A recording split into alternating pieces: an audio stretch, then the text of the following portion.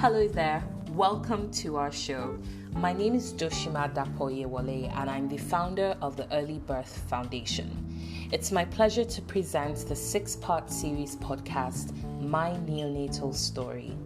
This show is our contribution to celebrations for World Prematurity Day 2021. Please share with your friends and family, leave us a comment, and follow us on Instagram at EBFNIG. Up next, I'll introduce today's guest. Thank you so much for listening. So welcome, Wendy. I'm really glad that you accepted to do this, and I'm looking forward to hearing your story. I guess we can start by just telling us a little bit about your family, how old your child is now, and where they were born. Okay, hi Doshima. Thank you so much for having me. I think it's a really important topic, and it's one that's definitely very close to my heart. So I'm always very happy and very keen to talk about this. So my name is Wendelyn, and well, everyone calls me Wendy. I got married in 2017 in February, and we found out we were pregnant in March of 2017. So my son now he's going to be 4 in October. So we got married, and then we thought we were having a December baby, and that's what we were planning for. He's supposed to come at the very end of December. And then he came in at the start of October. And yeah, so it's three of us so far. And yeah, he was born here. He was born here in Nigeria. And I mean, I think we had different plans, but then because he came as such a surprise, I think a lot of our plans had to change. I know what you mean about having plans. My baby was meant to be an August baby, an end of August baby, and he came at the end of May. And I had all these plans and all these lists, like, oh, I'm going to have the perfectly curated Spotify playlist with Nathaniel Bassi ushering me into labor and delivery. We're gonna have the baby here, and it was like the guy was like, okay, people, I'm ready to come. So what was your pregnancy like? Did you have any indication that your son was going to be born early? My pregnancy was actually very easy. I didn't have morning sickness. I never threw up. The only sort of big symptom I had was I was tired a lot. I was very tired and sleepy. But I knew nothing really. But then I noticed that maybe about the time I was almost 7 months. I'd gone out walking one afternoon, and when I came back, my hands were a bit swollen. Okay. So I went to the doctor, and then they had me do a urine test, and they found +1. Well, it wasn't the same day. I think maybe the week before I'd done the normal antenatal, and the urine test had come back with a +1 protein. So it was not too high, but they were just something that they said, oh, you should keep an eye on, and let's test it again when you come next week for antenatal. And then I saw this swelling in my hand, and then I went to the doctor, and I told him, well, I had this before, and then now I have this swelling. And I remember my husband saying, because my husband was more pregnant than I was, truly. He had read up on everything, and so he was already piecing everything together. And he was like, oh, but what if it's like this? Look, I'm seeing this thing called preeclampsia. You have 2 of the symptoms. And I was like, oh, come on. First of all, that's a very big name. To me, because everything had been so easy, I'm like, how would we jump from a totally normal pregnancy to having something? We didn't even just have a super morning sickness. We go all the way to the end of the spectrum. What's preeclampsia? I don't know anybody. No, of course it's not anything like that. And when we went to the doctor, he was like, oh no, let's just watch it. It's you just saw your hand swell. Right now they've actually even gone back to normal size. And then a +1 protein is not really bad. And that happened a week ago. We tested the protein on that day. It was fine. So for him, he didn't sort of piece the pieces together. But I feel like maybe, obviously I'm not a doctor, but then with what I know now, I feel like I would have been a lot more concerned, a lot more deliberate about things. But then I just didn't think it was anything. And when the doctor said it was fine, I just went back home. So for the bulk of that was probably the most active thing that happened in my pregnancy. I didn't really have anything, any sort of thing that I didn't have any spotting or having to go to the hospital or anything. No, I didn't have anything like that. So so that's why when things kind of took a turn for the worse, I was very shocked. I feel like maybe if you had like, one difficulty, you had another one, you just kind of think, okay, I have to be really careful with this pregnancy. For me, it was so easy that I didn't even think anything, to be honest. Yeah. I know what you mean about just thinking, no, I can't go from 0 to 100 that quick. It's just not possible. I liked what you said about, now looking back, you might have been more deliberate about some things. I feel like this tends to happen a lot to first-time moms. You just think that, like, oh, nothing is really that serious. So, you just don't know because, you don't have the experience. So what would you say to a first-time mom to be more deliberate about, watching her signs and symptoms in her first pregnancy? I would say get another opinion. Get 2-3 opinions. Something my mom had always told me, and I really regret not doing it. She kept telling me that, when she was pregnant, like she never registered in just one hospital for antenatal. Like she'd register in like 3 hospitals. Yeah, she'd register in like the government hospital because they're some of them that they're more thorough, but they've seen so many cases that they wouldn't, they know everything basically. Yeah. She'd register in like a hospital close to her, so if anything happened, she could go there. But she'd also register like possibly like a pricier, more specialist hospital. And she'd go for all the antenatals on different days because it's like an hour or 2 hours or something. And she'd go and she'd listen and she'd pick up from things and try to see all the doctors in all of these different places, right? And I wish I'd done that, because if one person had said to me that, oh, this +1 protein and this is nothing, maybe someone else might have picked up something else that could have been missing. Yeah. So for me, having multiple opinions to me would have been helpful, and especially if it's your first time, because you don't even know what you should be concerned about, right? Yeah. That is such a valuable tip. Thank you. That is such a. I really, really wish I'd done that. When you had your delivery, was any specific reason given to you as to why your labor started so early? So actually, with preeclampsia, in very, very simple terms, like what tends to happen is that the placenta, basically the body can't manage the placenta. So the placenta is causing the rest of the body to malfunction. And the placenta itself is not letting the baby to take the nutrients it's supposed to. So the baby is not being helped. The mother is not being helped at all. But preeclampsia, I think, is a very mean disease because there's no remedy. So it starts to cause the organs to malfunction. So first of all, you start to see the kidney starts to malfunction, because that's you then begin to see the kidney sort of removing more protein that it should be stored than it should be removing. Instead of it storing the protein in your body, it's letting the protein come out in your urine. So that's why that's a very early sign, because the kidney is not doing what it's supposed to do. And then the heart begins to pump, at a rate it shouldn't. Your blood pressure is much higher. And that's the second sort of sign that they would point to. The other things, some people have very bad headaches because it progresses. So the kidney begins to malfunction, the heart begins to malfunction. And then if they don't stop that, then the likelihood of you going into full eclampsia, not just preeclampsia where you get a stroke, that's then the sort of next stage and stuff. So it gets really bad, and it gets really bad really quickly as well, right? So, and the only thing you can do is to take out the placenta. And of course, if you take out the placenta, you have to take out the baby. But then once you take out the placenta, then things begin to stabilize it a bit more in the person's system and stuff. So for me, it wasn't even that I'd gone to labor. It's that they had seen that, well, you have preeclampsia and we have to take out the placenta. So we have to take you, you have to go to labor now. But then I didn't want to do that because it's also a weird thing. You know how they say that blood pressure is a silent killer? You actually feel perfectly fine. And I felt totally fine. Like I felt like if I felt like I felt sickly or the baby wasn't moving, then maybe I would then, it would have been a lot easier for me to have been like, yeah, I can do this. Yes, of course, you should take out the baby. But then I felt very fine. The baby he was still active and he was still moving. So I was just like, well, I'm not going to take out this baby. I'm sorry. Like I go for antenatal on one day and the next, I haven't even finished the antenatal. You're telling me, oh, we have to deliver your child tomorrow.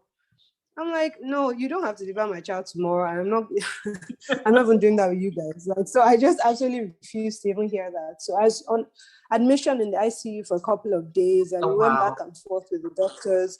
Yeah, because they're like, you have to be monitored constantly. They have to check your blood pressure constantly. And, even you yourself can see it, right? And it's such a dicey situation to be in, because your blood pressure is constantly rising, but you're in such a position of anxiety that, of course, your blood pressure has to constantly rise. Yeah. But then the more it rises, the closer you are to eclampsia, the more hurtful it is for your child. So it's just a really dire situation all the way around. And so I think we kind of pushed, the doctor and I going back and forth, the gynecologist and I going back and forth, her insisting on taking out the baby immediately, me saying, well, I'm definitely not doing that with you guys. Pediatrician also saying, yeah, your baby is actually too small to come out now, because at that time he was only weighing about 800 grams in my stomach. So that's super tiny if kids are coming out as like 3.5 grams. But he wasn't even getting the nutrients he needed, which is why he was also small. He was small on the small side. Yes, he was on the small side, even for 7 months. Like some people's kids are 7 months, they're already like almost 2 kilograms or more.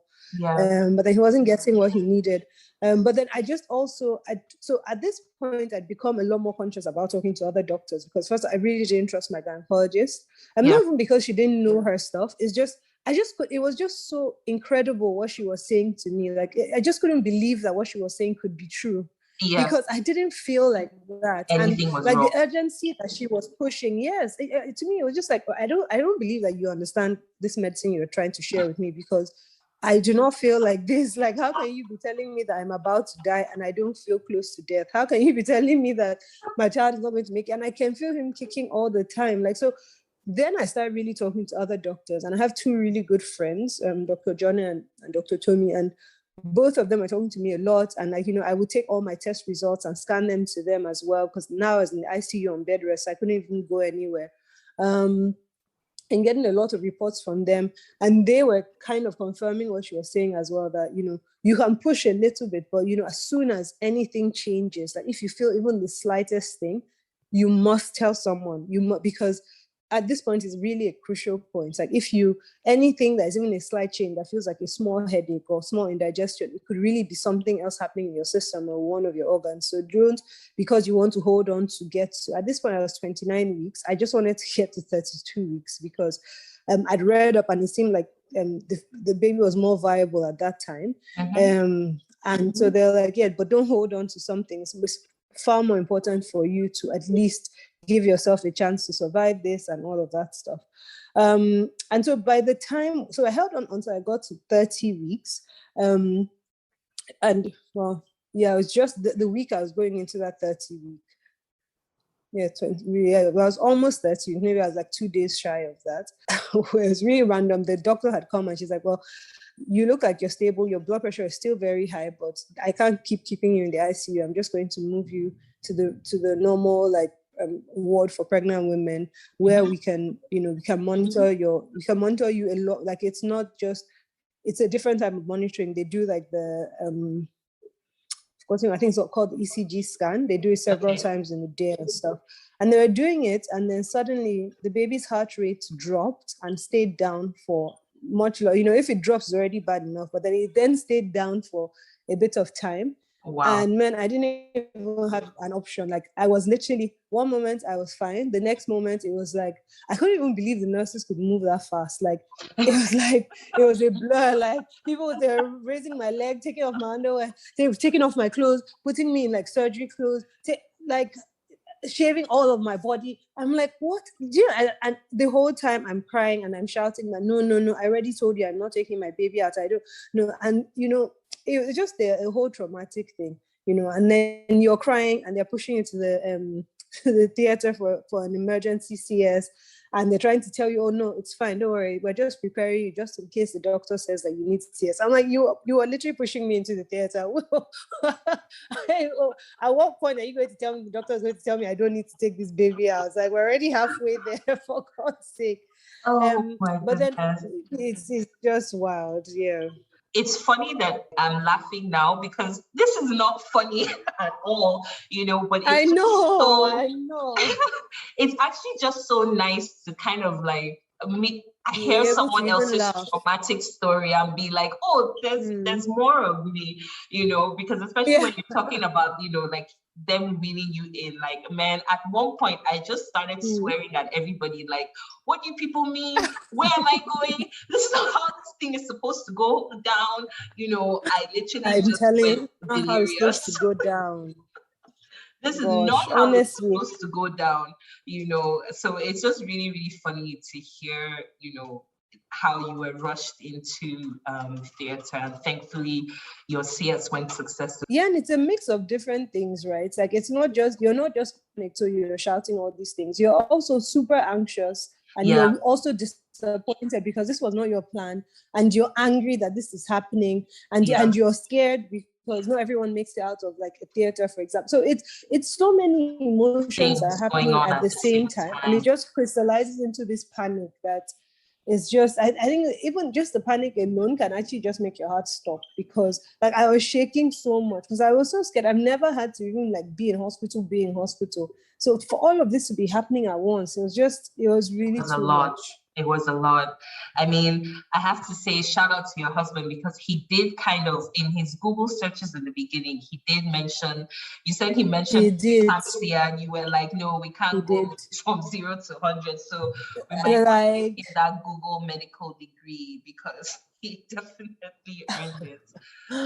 Honestly, I think one of my big lessons from here, I have like from that time, honestly, there's almost nothing that he tells me. He would disagree with this, but then everything he tells me, I actually take you a lot more seriously now, because I'm just like, because there's so many things he said to me with regards to pregnancy, like, you were certain, if you have these types of problems, they're small problems, or this week is this tiny thing that's nothing. Why is there +1 protein in your urine suddenly?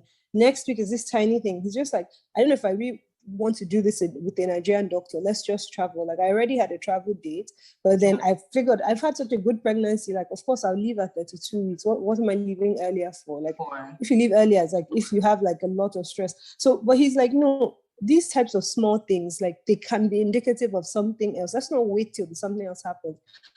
And man, when everything happened there, he never said, I told you so, but gosh, I was just like, why did I not listen to this man? So post your CS, how did you take care of yourself with your blood pressure, all the symptoms of preeclampsia? And also, what did you do about work? Obviously, you had a plan to travel at 32 weeks, and then, your plan just scattered. So, how did you have that conversation with work? Like, okay, I've had the baby now. I'm obviously not coming in. So first of all, because of the way that I'd got, so let me answer the second one first, right? Okay. And because of the way that I'd gone to the hospital, first of all, the hospital I used to go to was the company I worked for was the company's hospital. So the company, the hospital is in the same premises as the office. Okay. So normally for antenatal, I would just sort of register in the morning when I come, go and do my meetings, do my work, and then by afternoon, when most women have finished, then I would just come and do my antenatal and go home. So that's what I did. If I was the last person to do antenatal on that day. And so I left all my stuff in my office, like with the plan that I would just finish my antenatal quickly, because of course, how can there be a problem? And then just go pick up my laptop, put my bag, and then driver will take me home. And of course, I get there for antenatal. After they do the checks, I'm basically admitted to the ICU. So I'm basically admitted to the ICU straight from there. So my laptop was still on, everything was still on my desk as if nothing had happened. And to be honest, I didn't even have the presence of mind, because of what was happening that evening, to even ask anyone to pack anything away for me. And my husband doesn't work in the same office, so he doesn't have like access cards to go in or anything. So, and in fact, I don't think he didn't have none of us even thought of a computer or thought of work or anything on that day. I think it was maybe like about 2 or 3 days when it really started to crystallize for me that this hell is really happening to me in real life. Like that I now finally started taking stock to say, okay, oh yeah, my laptop is still there, my wallet is on my desk, all of those things. I asked a friend to help me. But then it was actually really weird with work, because I was in hospital for about a week, and then I had Kaito. in that week I was in hospital. I didn't really tell, my direct line manager, of course, he hadn't seen me for like a day. And so he then called, he then came to the hospital. He called me, I said, oh, I was in hospital. And I didn't expect him because he's a much older guy, and he knew I was pregnant. So you know how like older Nigerians, if it's pregnancy, maybe like as a guy, he may just think, oh, let me, like, okay, no problem. When you're fine, call me. He actually arrived in the hospital, not just in the hospital. He actually arrived in like the maternity ward, like in the, or the ICU ward in this hour. And I just heard a voice outside. It was him. And he was like, look, I was actually worried. Like, are you okay? And everything. So he helped to kind of cover for me for the initial time. But while I was actually in hospital, I got transferred to a brand new team because there was some kind of reorganization and all of those things. So I got transferred to a new team. In fact, by the time I came out of hospital, the 3 months Kaito and I were in hospital. By the time I came out, my maternity leave had already finished, because at that time, our maternity leave was only 3 months. Wow.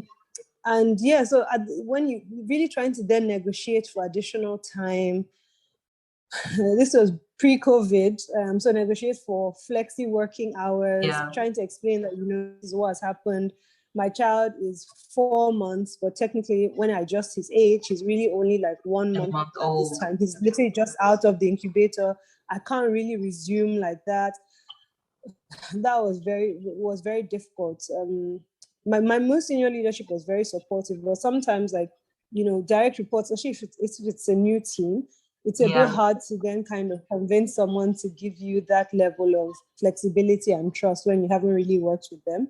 And so there are all of those types of challenges. But then what really helped is I have a really good support system. So my sister-in-law was in the house a lot with the baby when I was off, my mother-in-law, my mom.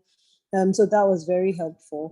So physically, it's funny because I don't know if it was because of preeclampsia. I mean, when I have another baby, I guess I'll test this, or maybe you can actually tell me if it was the same with you. But as soon as the baby left my system, in fact, you could see in the theater, my blood pressure actually dropped immediately. Oh, wow. So there was that, but then I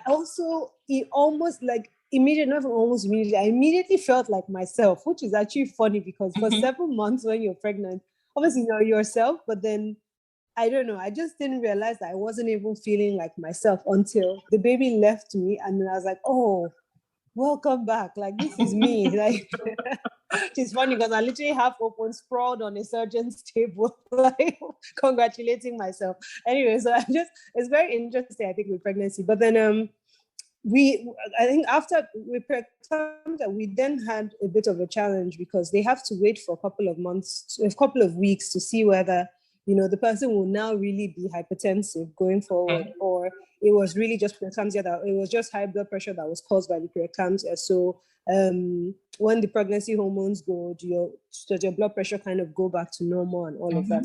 And I was very lucky. My blood pressure actually went back to normal. In fact, I found out after, because I never really took my health. I mean, I didn't really have any reason to take my health so serious. I mean, that's a very bad way to put it. But yeah, I never really been sick like that. I'm asthmatic, but then I've never had chronic asthma or had anything that really made me very sick. So I guess I was a bit lax in how I dealt with my health. And so yeah, so I didn't really check my blood pressure. But after preeclampsia, then we got a blood pressure machine at home, and I started checking my blood pressure more consistently. And I realized actually my normal blood pressure even tends to be low. So throughout the time when I thought, oh, but my blood pressure was good throughout pregnancy, then how did it suddenly go up? It was that for the first 6 months of pregnancy, my blood pressure was actually high for me.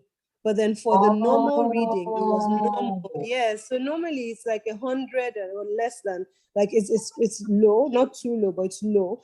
And then when I was pregnant, it was constantly the perfect thing, 120 over the right thing. But then I realized now that, it probably actually was just because the pregnancy was already making it get higher than usual. But because I wasn't paying attention to my health before, I didn't realize. So I think one of the things that so having the machine, for example, being a bit more deliberate about things like that, just being more conscious of my body, realizing, okay, I'm an adult, I actually have to not just take my health for granted. And also, you're getting older every year, so you have to be more conscious. But I think a big part of in terms of taking care of yourself for me was like my mental health, because it was, I mean, I'd just gone through a really traumatic event. It was a really big thing in my life, because I mean, for the 3 months, we were back and forth with doctors on whether the child would survive or not. And waking up every day, like really waking up, I would wake up every single day in a panic, because my God, I fell asleep at 1 and I'm waking up at 5. Did anything happen to him in the night? God, how could I have been sleeping? What if something happened? Like, you're waking up constantly like that. And that's reinforced by the fact that, of course, I was also in hospital for a while, because the company's policies that, first of all, they wanted to check to make sure that, you know, the preeclampsia doesn't have any longer effects, and I still was on high blood pressure medication and all those things. So I was already in hospital, first of all, for about 2 months. Kaito was in hospital for 3. But then I was also very anxious, because every moment, you know, the doctors also don't want to give you a false sense of hope. So they're constantly telling you like very, you know, pessimistic news, like, you know, we're not out of the woods yet. You can't be happy if he did this, but then he's not doing this, or he's going to have a problem, or this one is going to happen. So you are constantly it's a constant mental battle to just pull yourself out of there. So for me, like, it was a lot of mental stress, just personally as a person, and the mental stress to try to be strong for the child as well, because the child also needs you. The child also needs your presence, needs you to talk to them, needs you to have, like, you know, just good vibes every time you go with you. I didn't want to go with like this sadness and crying inside. But then also just remembering, I was also very newly married. I'd only been married for 8 months when Kaito came. So that you're also trying to, of course, both of you and your husband, you've never thought of something like this happening to you guys before. So trying to navigate how, it's the first time you're really seeing, at least for us, you're really, really seeing how you both navigate like loss. And it's not new. Of course, thankfully we didn't lose the child, thank God. But then it's the loss of what we had dreamt about, it's loss of how we thought we'd have our first child. It's the potential loss of this, our first child. So it's just so many really big things at the start of your marriage. And that if you're not careful, then you really then create these types of cracks that you spend the rest of your marriage sort of trying to heal. So you have all of these things you're trying to figure out. So mentally is hard, but then I journaled a lot, I prayed a lot.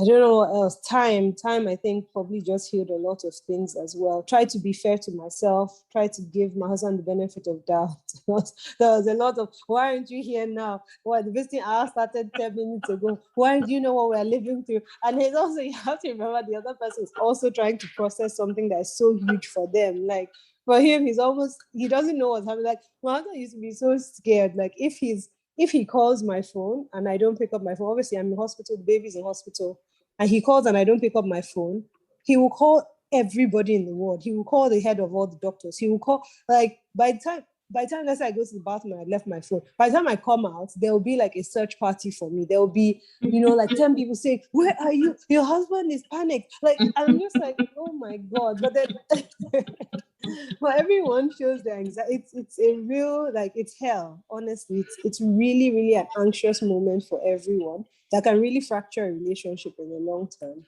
Just even thinking about it now, sometimes it can really even threaten to overwhelm me, even if it's been like 4 years. Exactly. More than 4 years. It's still, gosh, I wonder if there'll ever be a time where it doesn't actually feel as just as real and as present. And one thing I was going to say was that so a big part of the mental health thing for me, you know, I was in a maternity ward for, like I said, for like 2 months. Not the normal practice is that when women have a child in the ICU or in the NICU, because they're breastfeeding, they don't let the women go home. So even if it wasn't preeclampsia, where they were keeping me under observation, even if the woman was fine and the baby was just preterm, you weren't allowed to go home, because they didn't want to ever have to look for breast milk for a preterm, and then you're running up and down to find something and supposed to do formula, right? So I guess on one hand, we were super lucky to have that, like, you know, that we're present. But on the other hand, I really realized, like, so I was then in this ward waiting for my baby, and I was surrounded by women, you know, women giving birth at every moment. It felt like perfect, healthy babies. And like, you know, I think we had like 2 sets of twins at some point or something like that. They were always like and they're here, and at night, they're breastfeeding, their babies are crying in the bed next to you, the bed opposite you, the bed adjacent. Their babies are everywhere. There are women cuddling their kids. And I'm like, who thought this was a good idea? I'm sorry. Like, you are literally, every moment, I'm seeing this woman, every moment, you are telling me that I shouldn't expect my child to survive. So I remember even one time, a friend of mine had traveled and she bought me some baby clothes. And I just put them on the bed, like she had, put them out on the bed, and she was showing me, oh, this one is so cute, this one is so cute. I remember a nurse coming, and maybe I'd walked out of the door to see her off or something. And then I remember a nurse coming to, going past my bed, and she was like, oh, why do you have these clothes here? Your baby is not going to wear them.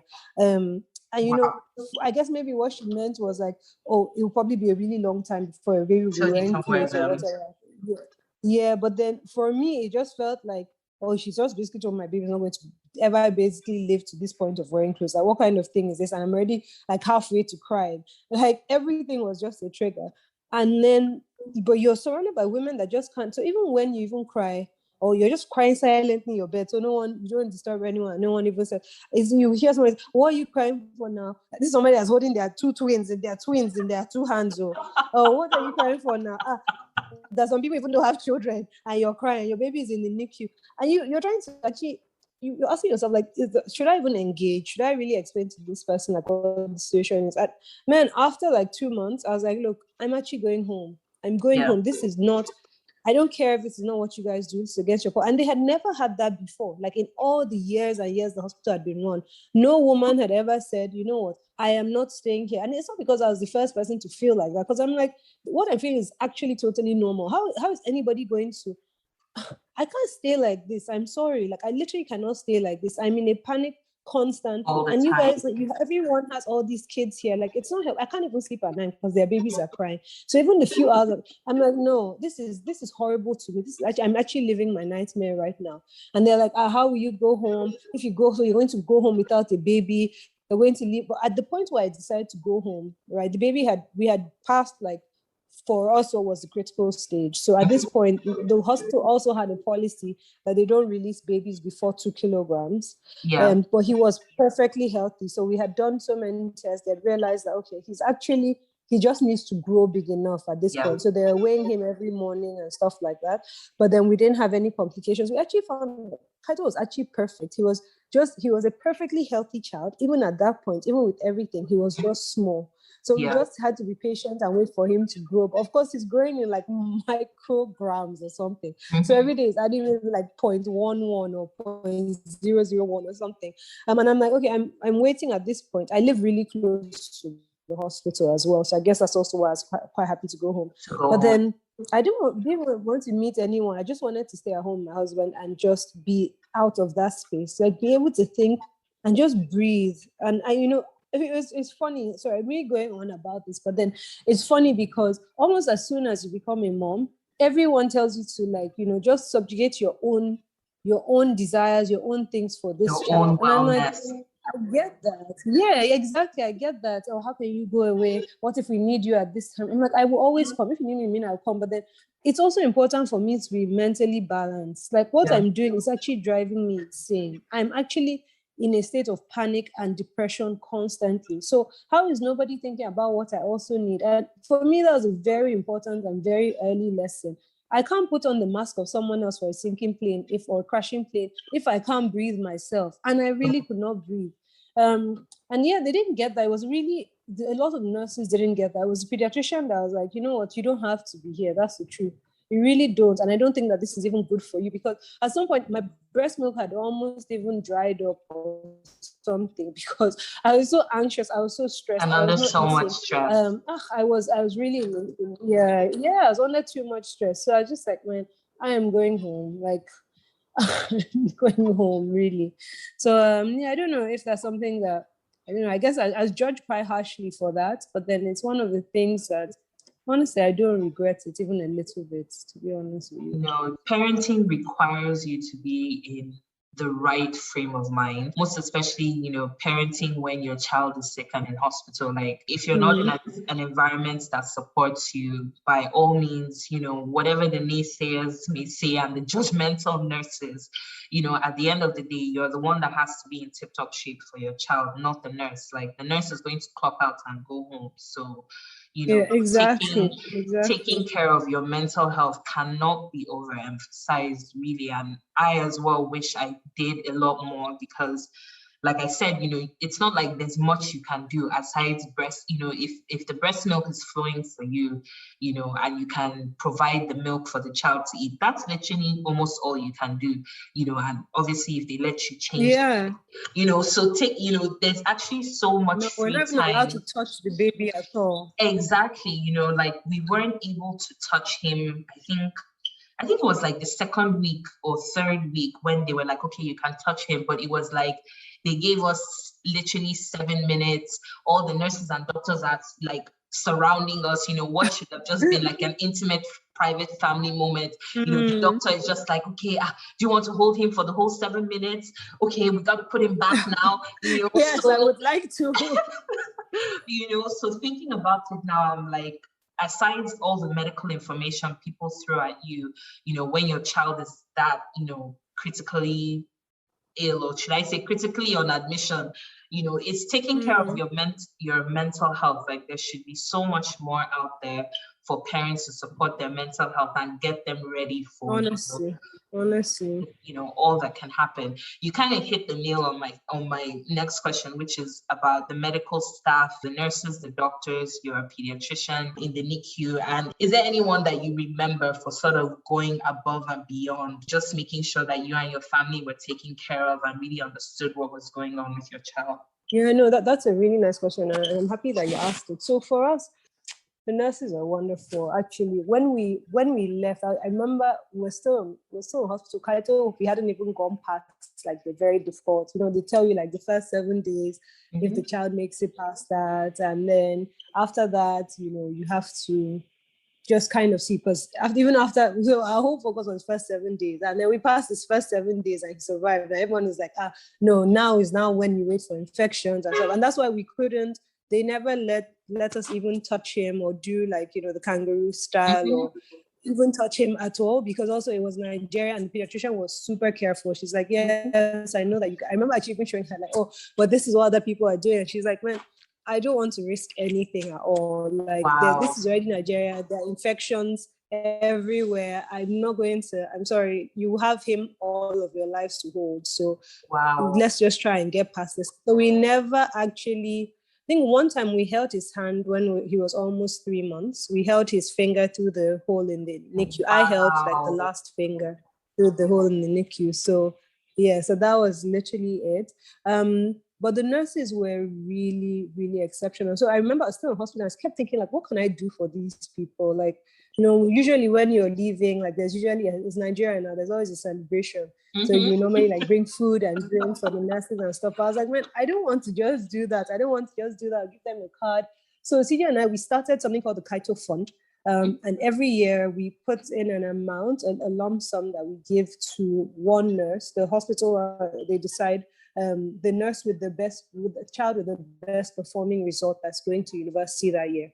So it's like a scholarship, which we hope we'll be able to always do, and then Kaito can grow up and actually see something that's in his name and just follow up. Because I'm really big on, like, you know, how we can really, especially for kids, really understand the concept of giving back and the idea that it's not a circle of life, but they were all sort of connected in this responsibility to take care of each other.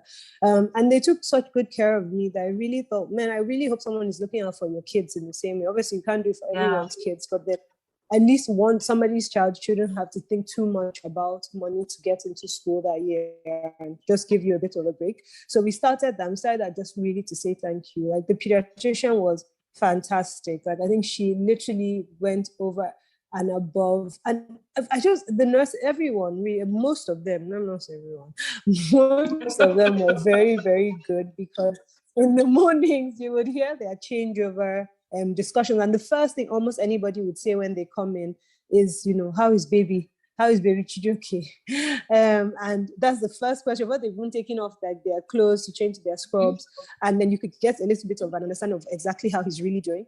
And every time they had these morning prayers, of course, because again, Nigeria, and the morning prayers, they would always lift him up, which I thought was also very kind.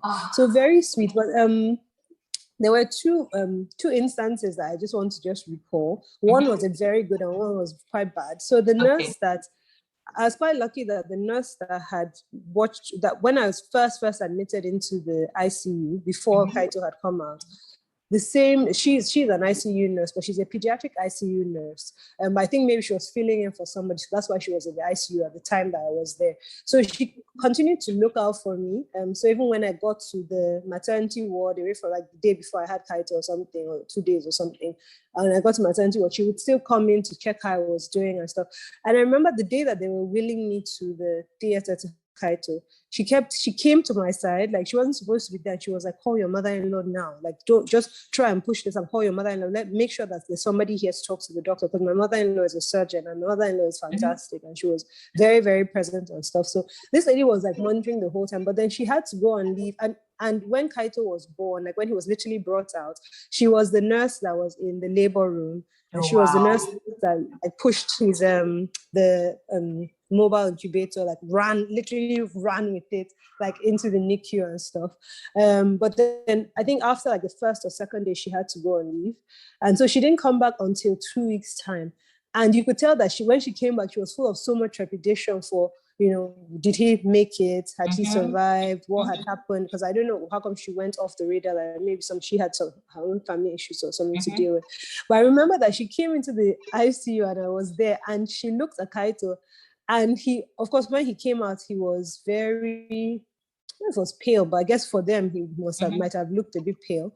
But then now in 2 weeks he had really started, like he had gotten his color. Yeah, he was starting to look like a bit healthier. And I remember a comment she turned to me and she was like, now we come. I love that so much, because I was like, it encouraged me so much, because she was like, the journey has really started, and it was just like, now we have a fighting chance to really work something. And that really, really made me feel so happy. So there's so many memorable stories, like so many nurses that like held my hand and told me like, don't give up, like, don't give up, don't turn around, don't go to your bed. Instead of sitting there crying, come here and talk to your child. Keep talking to your child. Let him hear your voice. Let him think he's still in your womb. Like so many of them, and I became really good friends with them. But then there's one bad experience that I actually had, and it didn't go away from me. And it's something that I'm only saying because I think people that are nurses really have to be very, very conscious of just how much power they hold. There was a night where, it was already about midnight or something. So most people had already gone to bed, but the NICU is connected to the maternity ward. So I can see whoever is going into the NICU. And maybe about 12 o'clock, I see the pediatrician. She's rushing from her house. So somehow they'd called her and she's rushing from her house. She still has her hairnet on and everything. She's wearing her pajamas, essentially. She runs into the NICU. And of course, my child is the only child in the NICU. So I'm in full panic mode. Like, what could have happened? There's so much like just movement around, like, and all that. All the other moms with their children sleeping quietly by their side. There's just me here, like literally in a state of panic, like what's going on? And there's a nurse doing rounds, like making sure everyone's sleeping, everyone has all their medicines and, everything's okay. And I say, please, sir, excuse me, why did they call the doctor? Like, is everything okay with the baby in the NICU? And she said something to me, she basically said to me, as in, why are you disturbing yourself? Like, you better lie down and sleep. Or don't you have high blood pressure? You want to now kill yourself? Lie down and sleep. Didn't they tell you that my God. Children preterm? Hold on, no. Didn't they tell you that preterm children only have 50% chance of survival? And so why are you disturbing yourself? Like, I was so scared, because at that moment I was like, does she know something that I don't know? Has something happened to Kaito and I don't actually know? Like, why would she say that? Why is she saying that? But because I wanted to really find out, all the other nurses had run into the ICU, so into the NICU. So she was the only one that was there. So because I really still wanted to find out, I couldn't even like react the way that I wanted to react. I had to then sort of start apologizing, telling her, Wow. And because I didn't want to, obviously, I didn't want to distract them. What if they have to perform some kind of surgery or something? Let me just not distract anybody by being like the hysterical mom that comes in and is screaming or something, or asking people when they're trying to get transfusion, whatever. I just said, let me just leave it. And then I waited and waited. They were there for quite a while, maybe like an hour or two. And then when the pediatrician comes out, I go to her, and of course she's like, oh, you're still awake? I'm like, oh, how would I have slept, please? And turned out that it was actually the respiratory machine that had somehow developed a fault. So somebody set it wrongly or something. Maybe one of the nurses didn't put the right thing. So it had developed some kind of fault. And so at that time, Kaito was still on the respirator. But then turned out that actually he had developed a fault, but he had started breathing on his own. So thankfully, he was actually able to breathe even with the fault, because I don't think they noticed it initially. So that was sort of the panic, trying to sort it out, trying to say, okay, how come it wasn't noticed? Like, because if, those types of things. And this woman actually knew. She knew that there was nothing wrong. She knew there was no surgery. I just thought it was such an unkind thing to do, and there's absolutely no reason for it. Yeah. So yeah, that's something I actually wrote in my leaving report, because not every person will be able to take that. Like, some people can actually, your blood pressure is already high, you can literally just pass out. So I think they have to be a lot kinder sometimes. A lot of it is actually just human kindness. And I see when people have a little bit of power over someone else, or it's an illusion of power, because obviously you don't have power over anybody, but then it's the illusion of power. So here's this helpless mom, doesn't know much, is relying on you. And then suddenly you actually feel so much bigger, so much more important. And you don't even take it as, as an importance that is drawn out of. Yes, exactly. A responsibility to do something a certain way. You then use it as just like egocentric power. Oh no, this is who I am and I can talk to you anyhow. It's just wild. So some of it is education, but I think also people's, just kindness. It just goes such a long way. I've laughed so much and I've reflected so much on so many things that have happened. Did you actually know anyone else who had been through a similar situation, like had a preterm baby, had pre-eclampsia, or had a child, in the hospital when they were born? You know what's so weird? I actually did not. And that was such a big part of the problem, because first of all, I didn't know anyone personally that it happened to. Secondly, I also didn't know how to even tell people that I'd given birth, because, okay, I've given birth, but then basically what I'm told is that the baby's not going to make it. So I don't know if I want to start talking to anyone to anybody about it. Yeah, and then maybe after a while, I now have another text message. God forbid that I'm sending, or I didn't even have the presence of mind to actually begin to even talk to a lot of people, because I was in this private hell that I was trying to just live through first of all. So maybe if I talk to more people, then someone would have told me, okay, this is okay. There were one or two women in maternity ward who were very oh, this happened to my friend, but all their friends, it always happened to their friends abroad. Oh, yes, she was 10 weeks old. The baby survived. The baby is a genius at Harvard now. I'm like, yeah, but I need someone that is happened to in Nigeria, because that's my situation. And then I went on Instagram, and all the people I found were American babies or British babies or babies that were not in Nigeria. And that was very frustrating to me, because then I started thinking that, I just feel like abroad, the survival rate is probably better because they have better equipment. Here, this is a good stock hospital, but do they have everything that they should ideally have? No, right? So I'm like, what I actually need is someone who has survived here. I remember my mom telling me about someone else that she knew, that the baby came to a government hospital, that they have a way of doing these things.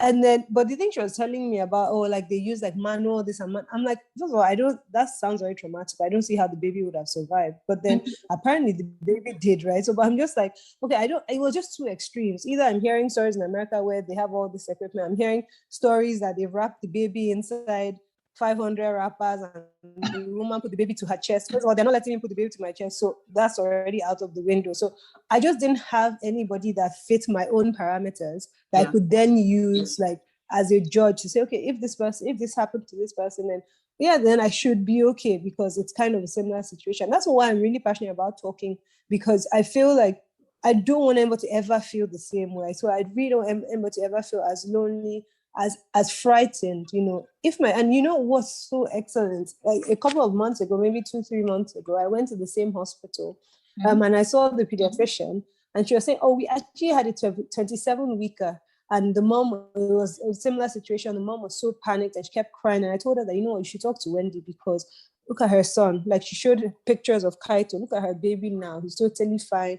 Yes, Kaito was 29 weeks, but it's also like how her own baby's weight was actually bigger than Kaito's weight at 29 weeks. So she's like, oh, you are in very good company. Like, don't worry about it. Like, it's obviously not promising everything because you can't guarantee, but then you don't need to be this panic. We're going to do our best, and we've done it before and stuff. And that just gladdened my heart, because that's exactly what you want. You want other moms to feel confident that, it can happen for me as well. For me as well. Everyone would be like, but you're in the UK, like you have everything. And I'm like, no, I really didn't have everything, because there was nobody that looked like me. So one of the things I grieved or I missed is, like, when you were talking about how the nurses would tell you, like, don't worry, he'll be fine, or like they pray in the morning. Like, nobody is praying for you in the morning in the UK. They're just like, okay, this is your report, this is what he did overnight.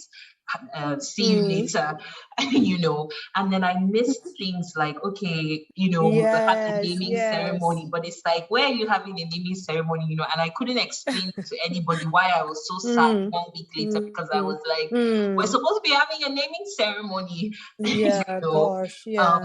And then, even though, there was a lot of support. I would always be grateful for that. Lots of charities, lots of parents groups on Facebook that I'm still active in till today. But nobody then looked like me. Nobody else had a child, with a name like me. It was like I was 1 in 100. So I always really, tried to be like, okay, like, where are the Black babies? Where are the Nigerian babies? I totally feel you about seeing and hearing stories. It's like, yeah, Sarah in Milwaukee survived. That's wonderful and amazing. But I really want to know what happened in Bauchi. I really want to know what happened in Enugu. Like, how did they do this thing, Your advice to a parent who is, at the beginning of that journey. We're like 4 years past, the horror of 2017. And really, in that moment, you can't even, I don't think I could think further than a week ahead. Or like, I don't think I really could imagine that there will be a time where, like, okay, my kid will just be playing, he'll just be going to school. So what would you really say to a parent, if they listen to this and their child has just been admitted, their child has just been born, to, encourage them and advice on how to take care of themselves and their family? Gosh, no, that's a very big question. I think everyone will deal with it differently, but then what I would say, all your feelings are valid. Everything that you feel is valid. You don't have to feel bad or feel any kind of way for feeling whatever you feel. It's a very stressful and difficult and anxiety-inducing thing for anyone to go through. So your feelings are valid. I would also say, like, even if you're just a new mom, and this is, of course, for every new child, you're a new mom for that child, or you're a new parent for that child, because it's both of you. You're actually the child's best advocate. And I was thankful that somebody said that to me. One of the nurses said that to me, like on the first day, that Kaito, the day after I gave birth to him.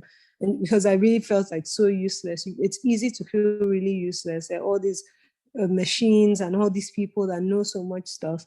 Read up your own stuff. If they tell you the child has NEC or something, read up on it. Don't let them just, child has and we're doing this. Yes, that's fine. They're the ones that have all the wisdom. They've gone to school for this, but then don't let them just operate on your child blindly. And that's one way that you can actually empower yourself or feel empowered and feel like you're actually doing something, because this is your child. No matter what situation it is, this is your child, and your child can't speak up and say, oh, this thing really hurts, or this thing, my body doesn't actually need this chemical you're pumping into me, or this or that. You're the only one that can do that. So yes, it's very easy to cry and fall into this hole of anxiety, right? But then you can be useful, you can be present. Like, even with everything that's happening, you still have work parents. This is still child, and the child is here. that's a very big step in the right direction. Educate yourself on everything, on the kind of learnings, the kind of things that they are likely to do, so that by the time they're doing things, you can also contribute, and you can say, oh, what's this one for? Ask lots of questions. Doesn't matter how stupid. That's why someone is paying these doctors for this. Ask questions. You don't have to be aggressive, of course, but then ask when they want to do stuff.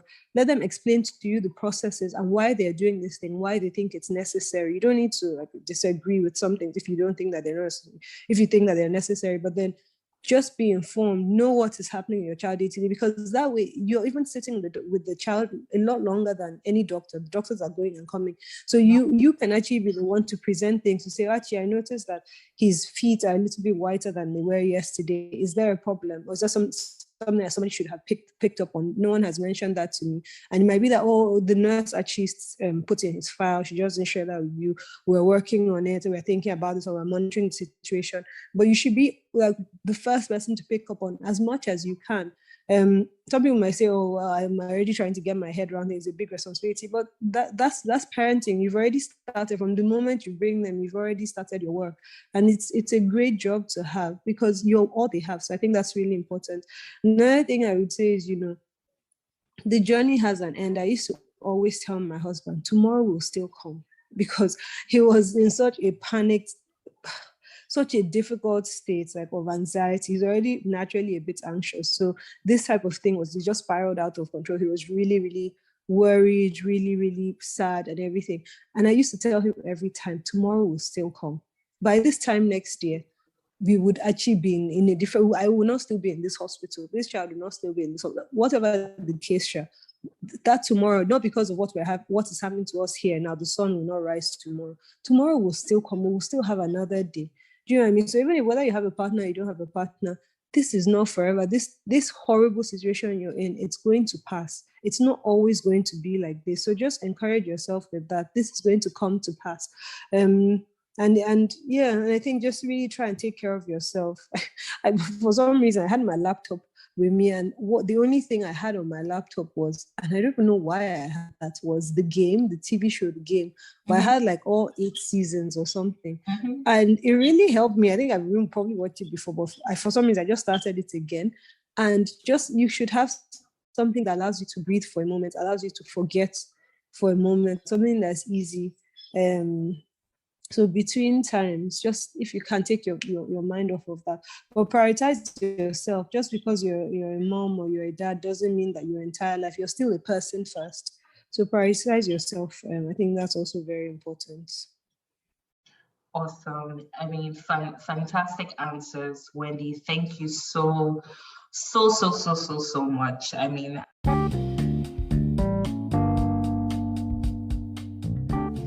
you've just listened to My Neonatal Story, an Early Birth Foundation podcast. Please follow our Instagram page for free resources and subscribe to our show on iTunes and Google Play to make sure you don't miss the next episode. Thanks for tuning in today.